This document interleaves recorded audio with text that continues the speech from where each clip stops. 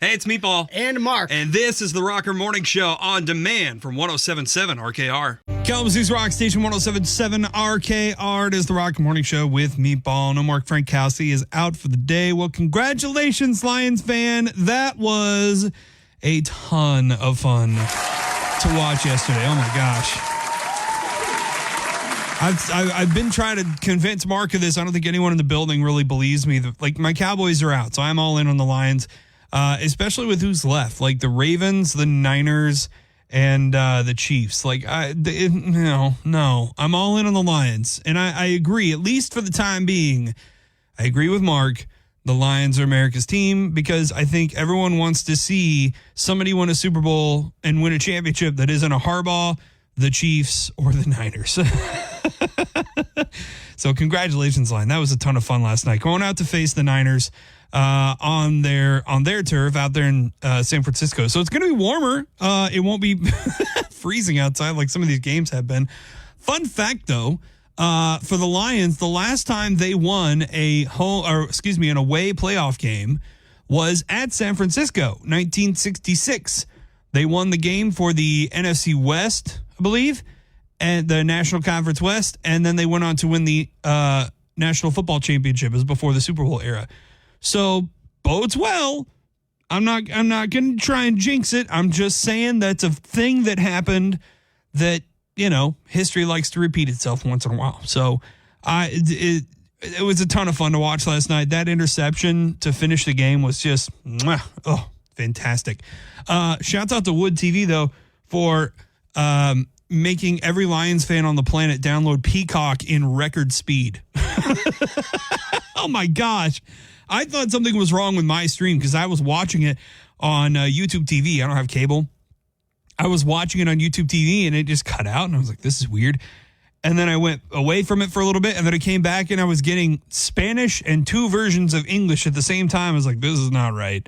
So I flipped over to Peacock and finished the game there. But boy, Wood TV, really, probably a few broken TVs because of that. But nonetheless, the Lions pulled it off. That's pretty amazing. Ravens are going to be hosting the Chiefs. This is the first road game of the playoffs for Patrick Mahomes, which is interesting, outside of the Super Bowl, obviously. That game last night with the Bills was a ton of fun to watch. Like, I was having a blast watching that game. Actually, I take that back. I was having more fun watching Jason Kelce up in the stands. That was... Thank God the Eagles were eliminated for two reasons. One, because the Eagles suck and I hate them because I'm a Cowboys fan. And two, so we could watch Jason Kelce celebrate at this game. That was a masterpiece. I mean, there's a photo of him like shirtless holding a beer, which, by the way, his hands are massive. That's a regular sized beer. It looks like a little mini can. Shirtless, hanging out the window of their box over fans. And I mean, put that thing in the Louvre. That photo is amazing. He's jumping out of the window, hanging out with fans, chugging beers. I mean, that dude was on fire last night. That is a football guy right there, man. Also, apparently, that's the first time that he got to meet, Travis's girlfriend. What's her name? She's like famous or something. Oh, yeah, Taylor Swift. That's apparently the first time that she got to meet him in person. Hi, I'm Jason. Hi, I'm Taylor. Things are going to get weird tonight, huh? Jason's just like, yeah, probably. I just took a shot out of a bowling ball in the parking lot. Kalamazoo's Rock Station 107.7 RKR. It is the Rocker Morning Show with me, Paul Mark Frankhouse, off for the day. He was off for another reason, but I'm sure he's out there just, celebrating the Lions win last night, which is pretty cool. Speaking of the Lions, somebody snapped a photo from Ford Field last night. I hope you have seen this, and if you've not, you need to go to the Rocker app and at WRKR.com to see this thing. This guy in the stands, I mean, he is a bro. He is a Lions fan, and it looks like it might be a little before the game because I'm looking at, or maybe it's during halftime because I'm looking across from where he's sitting, and I'm seeing a lot of empty seats, and I know there were not that many empty seats at the game last night. So my guess is this is either during halftime or this is before the game started. This man has a sandwich in his lap that is easily 3 yards high. It is, and it's not like a sub, like it's not long. It is a stack of sandwich. Like something you would see Shaggy and Scooby Doo make in a cartoon. They just, fold it up like cards.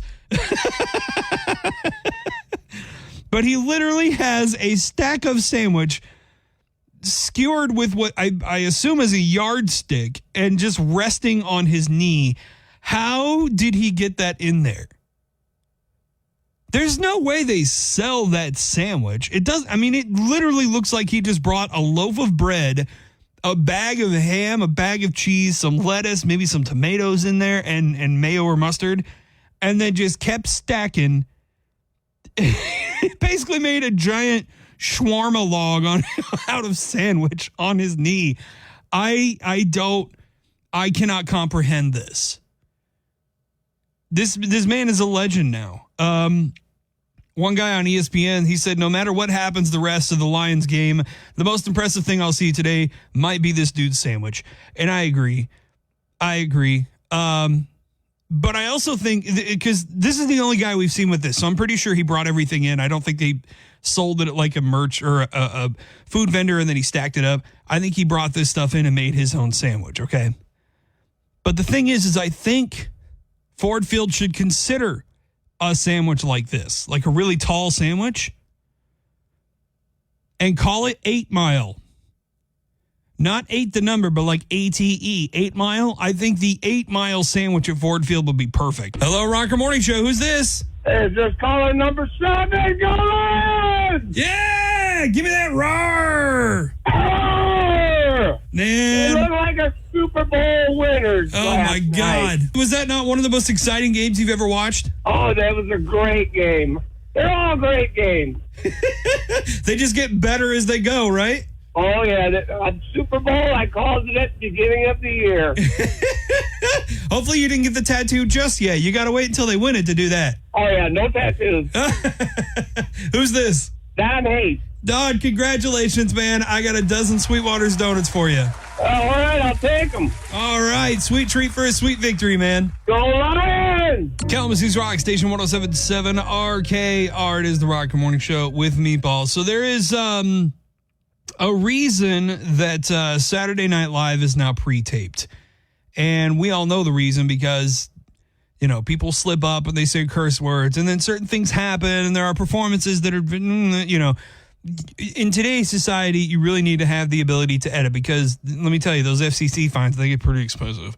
Not that I've ever had one, but it's pretty common knowledge that Saturday Night Live has had a few slip-ups in the past. And what's interesting is the very first F-bomb slip-up wasn't from the cast. It wasn't from any of the guest hosts, which is funny because this happened on an episode that Al Franken was there. And I would have guessed that Al Franken is the reason it happened.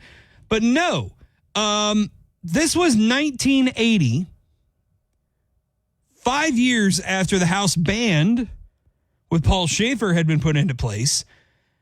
Paul Schaefer is actually the first person to drop an F-bomb on Saturday Night Live.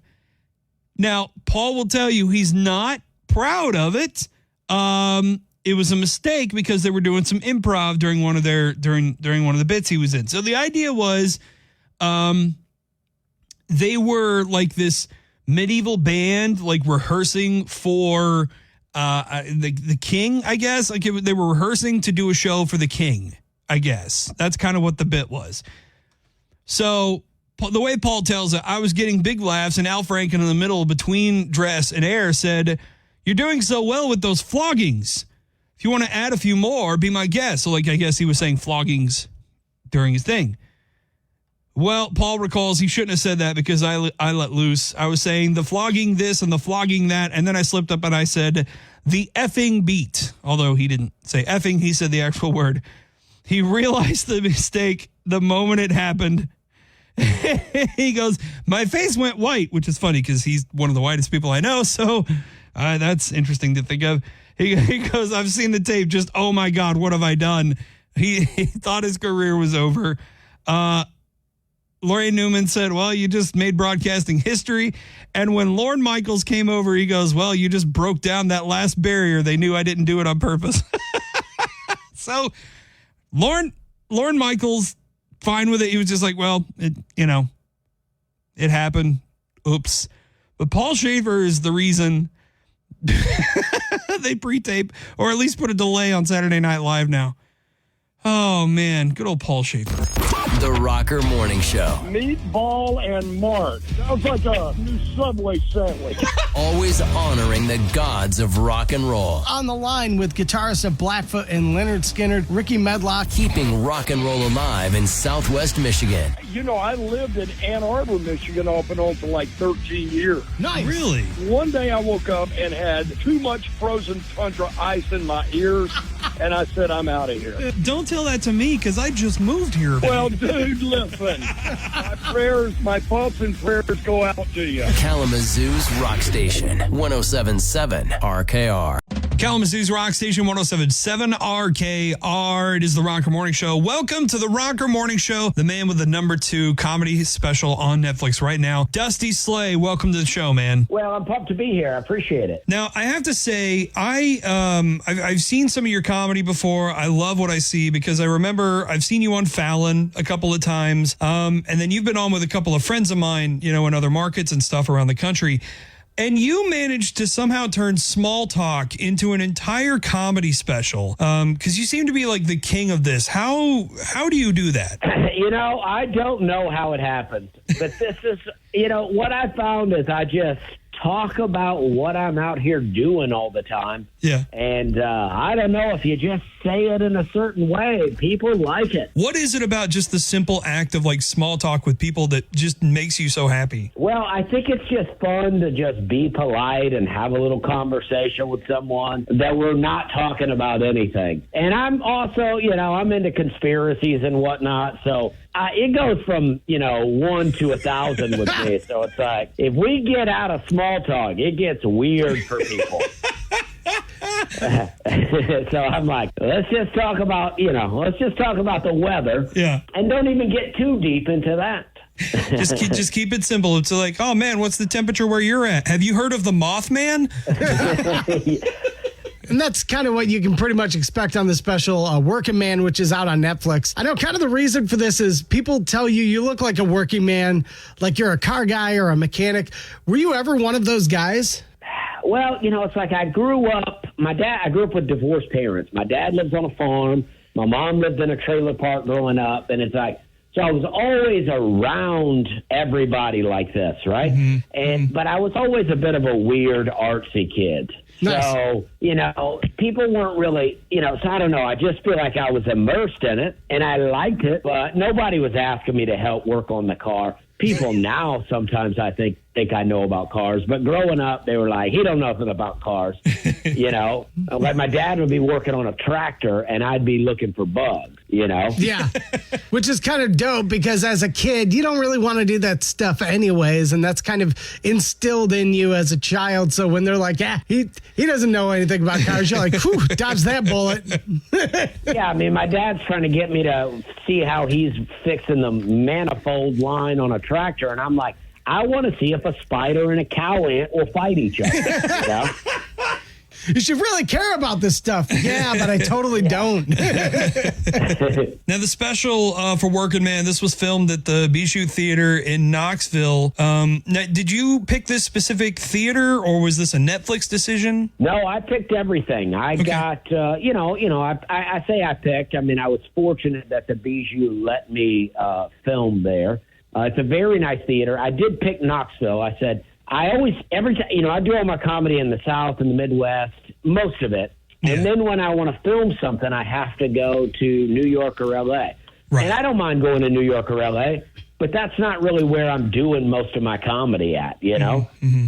So I wanted to actually do comedy in the South. I wanted to film something in the South. But I didn't want to do Nashville because I live in Nashville. Right. So I figure everybody's seen all these jokes. So I was like, let me go to Knoxville where I never get to do comedy. And it was 2 hot shows. Now, one of your most notable shows at the Grand Ole Opry, how does that rank in terms of most memorable for you? Well, I would say it's the same as doing the Tonight Show the first time. I mean, doing the Tonight Show the first time was like unbelievable. And I went back to my hotel after and I was just like buzzing. Right. And that's how the Opry was. And the amazing thing was I live in Nashville. So I'm like, I do the Opry. It's like the most exciting day of my life. And then I just go home. I'm just at home that night. I'm like, I couldn't sleep. I'm like, and now I've done the Opry like 30 times. Yeah. So it's not quite that feeling anymore, but it's still exciting every time to get to do the Opry. Now, did I see too with that Opry performance? Were you the youngest comedian, at least at the time, to perform there? I was at the time. I think my friend Aaron Weber has beat me out now on that. But I always think it's funny when people say that I'm the youngest. Yeah. Because I always think they're expecting a much younger person. Sometimes people bring me out on stage and they go, youngest comedian to ever perform at the Opry, and here comes a 40-year-old man.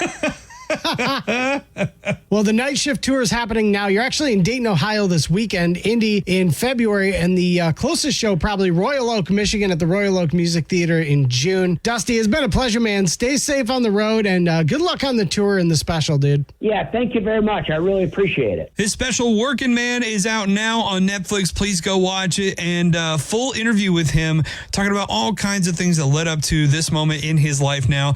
On demand on the Rocker Morning Show podcast, on the Rocker app, and at WRKR.com. Go listen to the whole thing. Kalamazoo's Rock, Station 107.7 RKR. It is the Rocker Morning Show with Meatball. Mark Frankhouse out today. One of the cool things about Michigan is that we have over 129 lighthouses across the state. That's UP and Lower Peninsula. I mean, we're completely surrounded by lakes and unfortunately Ohio and Indiana. But the lighthouses are all pretty cool. A lot of people have been showing photos of the ones, especially on Lake Michigan, and then in the Upper Peninsula this week, that have been completely frozen over because of the cold snap that we've had the last couple of weeks here. And they look really, really cool.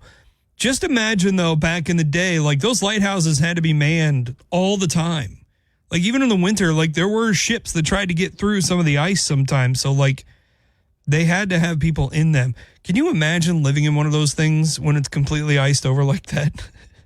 You're just like, yeah, I need to go get groceries, but I can't. Why? I'm completely frozen in my home, which is a lighthouse. I guess you just have to stock up. I don't know. But there is an opportunity for you to be a lighthouse keeper. This is happening in Michigan. This is up, actually, it's kind of in the Saginaw Bay area, up there in the Lower Peninsula. This is very, very cool. You could stay in a lighthouse. They do this from May until October, I believe. The Tawas Point Lighthouse up there in the Saginaw Bay in Lake Huron. So this is kind of the inside of your index finger above the bay there. You get to stay there. $250. You can stay there for 2 weeks. You do have to, run the tours and there's some chores and stuff. So like you still have to do lighthouse keeper type stuff. But it looks really nice inside. Like it's a house, it's just round and there's a lot of stairs and there's a big old lamp at the top. I don't know. It seems kind of cool. I don't think they would let me do it though. Like I'd pay the $250 and then you have to go through like a small amount of training for it. And they'd probably put me through about 5 minutes of that training. You go, sir, we need to refund your money. Like, why? Like, you cannot stop the light on the lighthouse and try and use it as a death ray to burn ants. Because that's 100% what I would be doing. Kalamazoo's Rock, Station 107.7 RKR. It is the Rocker Morning Show with Meatball. Again, Mark Frankhouse out today. He will be back tomorrow. Last week, Mark and I got into a discussion about whether the Lions are the new America's team. Now, I know he's taking a shot at my Cowboys. I know that's all that was meant for. He's poking and prodding, but I am a hardened Cowboys fan. I'm used to all the hate being thrown in my way. But he did kind of have a point, and I would say arguably right now that the Lions are America's team, at least in this moment, because unless you're rooting for, the Niners, the Ravens, the Chiefs, you're rooting for the Lions because all those other three teams, like they've been there before. You know, they've got their trophies. The Lions, not only have they not gotten their Super Bowl trophy yet, they haven't been in this kind of a situation since the 1960s. Like, that's how long it's been, you know? And even, let me just play this call for you that I got earlier because it's really interesting. Hey, Meatball. What's up, man? How are you? I'm doing good. Hey, I was listening last week and you guys were talking about America's new team. Yeah. I think this weekend summed it up. Yeah, I would say so. I have to agree that at least for the time being, the Lions are America's team, because if you're not like a major fan of the other three teams, you're 100% rooting for the Lions. Well, I'm rooting for the Lions, but I am 100% about those Chiefs. Oh yeah, Rooting for them, but if they don't make it, I am pulling for the Lions. I think it's pretty cool. So even Chiefs fans out there are, and he told me later on in the call, even Chiefs fans are tired of seeing the Chiefs in the Super Bowl. You know? So, like, even fans of those other three teams are like, yeah, I would love to see the Lions in the Super Bowl. On top of that, the city of Windsor, across the river there from Detroit in Canada, raised a Lions flag on Saturday for the weekend for the team.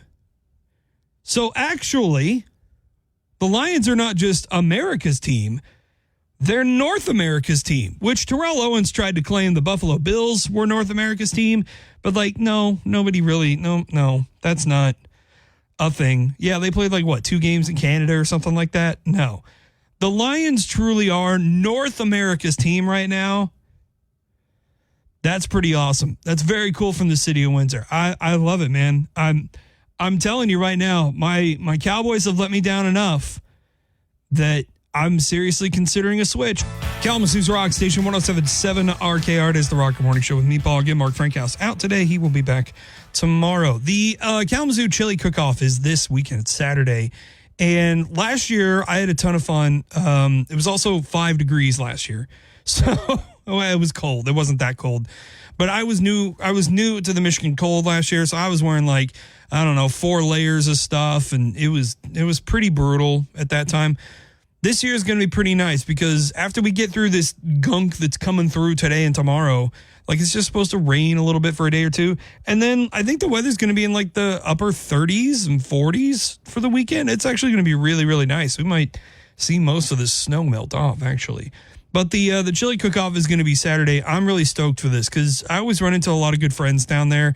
It's cool to go in and see some of these other businesses too because, it's not just the restaurants that are cooking chili. They're in some of the different businesses and stuff downtown.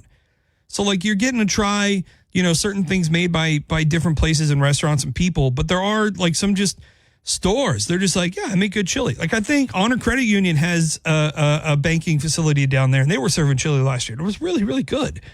You might be surprised. Some of your favorite chilies through the chili cook-off might come out of a clothing store, which actually mine did last year. The chili I voted for as the best actually came out of a store that I went back and bought a pair of shoes from. So it's going to be a ton of fun, a lot of good food. Make sure you take your Tums. It's actually not that bad. I'm not going to lie because I get acid reflux pretty easily now. Sign of getting old, man. I hate it. But no, it's not too bad. There's some really, really good chilies down there. Now, the Southern boy in me, the one who grew up around, Oklahoma and Texas, says chili doesn't have beans in it. But I understand that there's just versions of chili that have beans in them, and I have to accept that. If you're talking about Coney Dog chili, no beans, right? If you're talking about chili that goes on a potato, no beans. But if you're just making a pot of chili, fine. You put beans in it, I'm not a purist quite like that. I mean, when I make chili at home, I don't put beans in it because there's no such thing as a chili bean. There's a bean, and then there's chilies, but there's no such thing as a chili bean. Just throwing that out there. Chili cook-off this Saturday, downtown Kalamazoo. If you see me, come up and say hi. Just, make sure your mouth's not full.